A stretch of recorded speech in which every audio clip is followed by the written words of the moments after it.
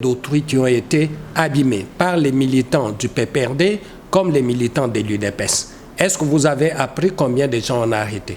On peut être bien formé à l'école, mais manquer l'éducation des bases. Cette éducation des bases, on ne la reçoit pas à l'école, on la reçoit en famille.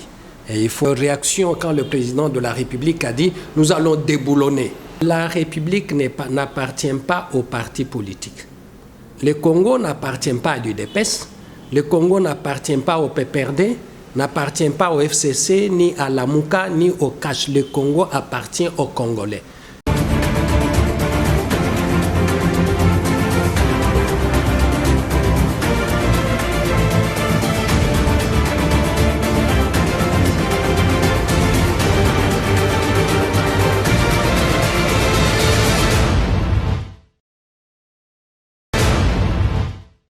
Est-ce que vous avez appris qu'on a organisé des sessions, des audiences publiques, radio, télévisées, pour permettre d'éduquer les gens, pour que les gens, pour une fois, sachent que si je me comporte de manière incivique, je vais être arrêté, je vais être jugé en public et mon honneur sera atteint.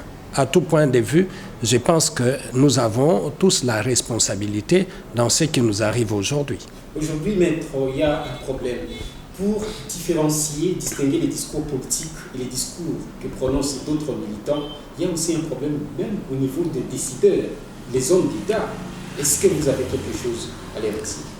Mais la question est d'abord de se poser la question si dans ce pays-ci, nous avons les hommes d'État. Être à un poste de responsabilité ne fait pas de vous un homme d'État. Un homme d'État, c'est d'abord par son comportement. Et le premier indice qui doit nous indiquer que nous avons affaire à un homme d'État, c'est d'abord le fait de la prise en compte de l'intérêt général. Mais la plupart d'hommes politiques que nous avons n'agissent que de manière instinctive. Ça veut dire qu'ils agissent que quand il s'agit de leur propre intérêt. Et tous les débats, toutes les négociations qui ont été faites dans ce pays-ci sont faites d'abord dans mon intérêt. Qu'est-ce que moi je dois devenir dans ce qui se passe? Même les discussions que nous avons au niveau de la mise en place du gouvernement, c'est d'abord des discussions personnalisées au niveau soit individuel ou au niveau institutionnel. Qu'est-ce que moi je gagne? Or, dans une république avec les hommes d'État, on peut accepter que l'autre gagne si je suis sûr que la position qu'il va occuper, il ne l'occupe pas pour lui, mais il l'occupe pour l'intérêt de l'ensemble. C'est là que vous voyez que dans d'autres pays, les concessions sont faciles à faire, parce qu'on sait que nous avons en face de nous des gens qui défendent l'État. En fait, des serviteurs de l'État. Et ici au Congo, les serviteurs de l'État, on en a trop peu.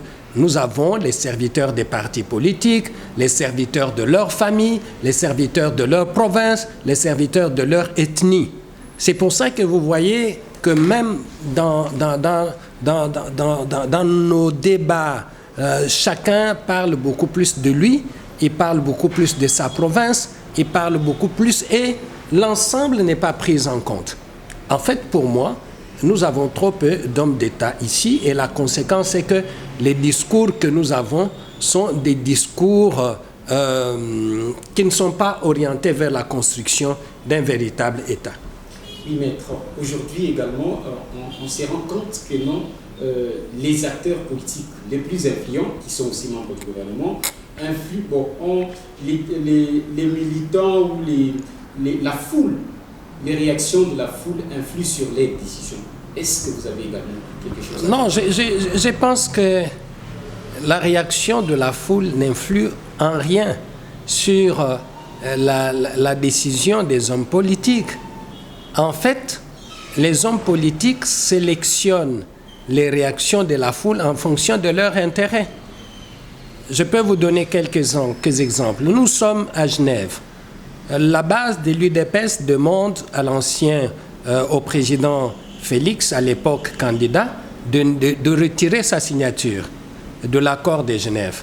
En ce moment-là, toute l'UDPS se mobilise et on dit qu'il doit retirer. Il a retiré et la raison était que la base a demandé.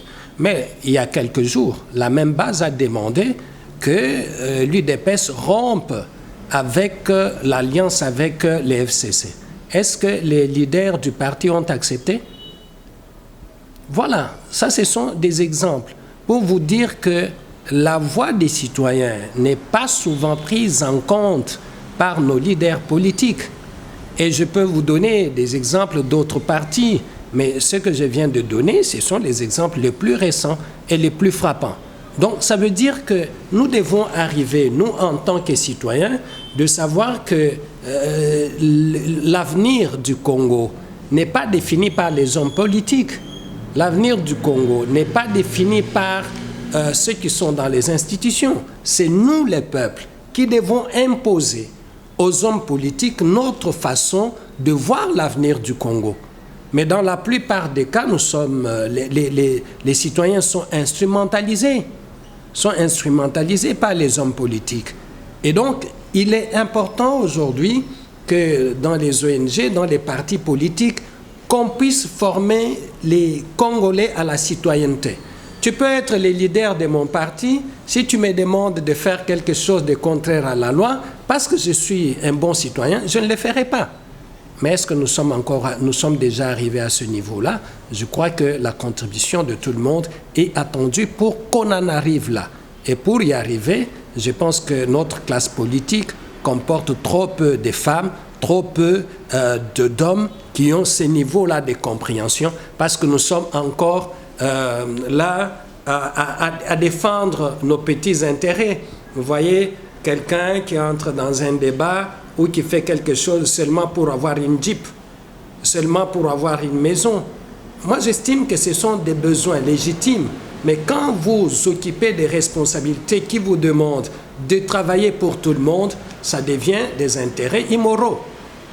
Parce que si vous êtes commerçant, si vous êtes dans d'autres domaines, vous pouvez faire tout ce que vous voulez. Mais quand vous avez un mandat public, il faut mettre en tête que vous travaillez pour l'ensemble des Congolais. Vous ne travaillez pas pour les Baluba, vous ne travaillez pas pour les Bangala, vous ne travaillez pas pour les Bakongo, vous ne travaillez pas pour les Swahili, Swahiliphones, mais vous travaillez pour tout le monde. Les jours où nos hommes d'État, nos politiciens vont arriver à cette compréhension-là, je vous dis que beaucoup de choses vont énormément changer. Oui, maître, ce point de vue-là ne va pas engager la SADO. Je vous pose une question comme citoyen congolais. Est-ce que le mariage FCC-Cash, avec tout ce qu'il y a comme spectacle aujourd'hui, est-ce qu'il y avait à l'interne au départ, ils se sont préparés pour éviter peut-être ce qui nous arrive aujourd'hui? Non, est-ce qu'il y avait au départ une préparation? Non, je ne pense pas. Je ne pense pas qu'il y ait... Il y aura des boulonnais à moi. Mais si les gens s'agitent, c'est qu'il y a un problème. Donc voilà, pour moi, j'estime personnellement que c'est une alliance qui nous posera énormément de problèmes parce que les choses ne sont pas vues de la même façon. Même si les gens font semblant d'être ensemble, dans les fonds, les gens savent qu'ils ne sont pas ensemble. Oui, maître, avant de vous laisser placer un dernier mot, j'aurais souhaité que vous puissiez également donner un point de vue par rapport à l'actualité. Aujourd'hui, à la Cour constitutionnelle, les juges de la Cour constitutionnelle veulent revoir les invalidés. Et je crois que c'est en cours.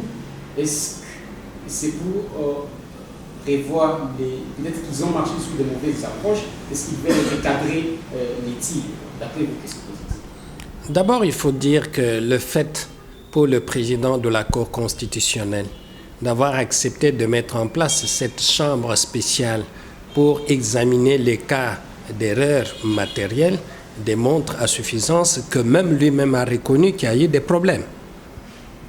Et ces problèmes, nous ne pensons pas que ce sont des problèmes normaux. Nous disons que ce sont des problèmes intentionnels. Mais vaut mieux tard que jamais. Ils ont quand même pris la décision de mettre cette chambre en place pour revoir les cas d'erreurs matérielles comme le prévoit la loi organique sur la Cour constitutionnelle. Il faut les encourager à aller dans cette direction parce qu'il y a eu quand même des cas d'erreurs criantes où vous avez, par exemple, quelqu'un qui a eu 20 000 voix est remplacé par celui qui a eu 30 voix, 45 voix. Donc, si c'était un cas isolé, nous comprendrions. Mais il y a une vingtaine de cas comme ça. Donc, ça veut dire que ce sont des erreurs intentionnelles. Donc, les gens ont voulu profiter de ça pour donner des voix à des personnes qui n'en avaient pas. Maintenant, la question que nous nous posons est celle de savoir, est-ce que c'était à titre gratuit? Parce que ces erreurs sont quand même criantes, est-ce que c'était à titre gratuit? C'est pour ça que nous en arrivons à la conclusion selon laquelle c'est vrai que les erreurs vont être réparées, mais il faut que les juges qui étaient à la base de ces erreurs soient poursuivis sur le plan disciplinaire et sur le plan, n'est-ce pas, judiciaire. C'est à ce prix-là que nous pouvons alors dire que la campagne de lutte contre la corruption initiée par le président Félix Tshisekedi devient une réalité. Sans les sanctions dans un pays comme le nôtre, la corruption va continuer. Et si la corruption continue, c'est l'action du président qui sera bloquée. Et si l'action du président sera bloquée, c'est tout le peuple qui va en souffrir. Et nous ne pensons pas que nous, les citoyens, nous allons accepter que les choses aillent dans cette direction-là. Merci beaucoup, Maître. Avez-vous un dernier mot d'une manière ramassée? Non, les derniers mots, c'est de rappeler à tous les peuples congolais, à vos téléspectateurs, que la République n'appartient pas aux partis politiques. Le Congo n'appartient pas à l'UDPS, le Congo n'appartient pas au PPRD, n'appartient pas au FCC, ni à la Mouka, ni au CACH. Le Congo appartient aux Congolais. Et que dans le contexte actuel des rivalités entre les hommes politiques, des querelles entre les hommes politiques, nous ne devons pas rester comme des spectateurs. Nous devons devenir des acteurs actifs. Ça veut dire en d'autres termes que nous devons suivre ce qui s'est fait et nous tenir debout le moment venu pour dire, messieurs et dames, la direction dans laquelle vous amenez le Congo, ce n'est pas la direction pour laquelle vous avez été élus, vous avez été mis là. Et en dernier ressort, c'est le peuple qui vous a donné le mandat et il est capable de se tenir debout et de vous dire, messieurs, arrêtez. Merci beaucoup. Merci.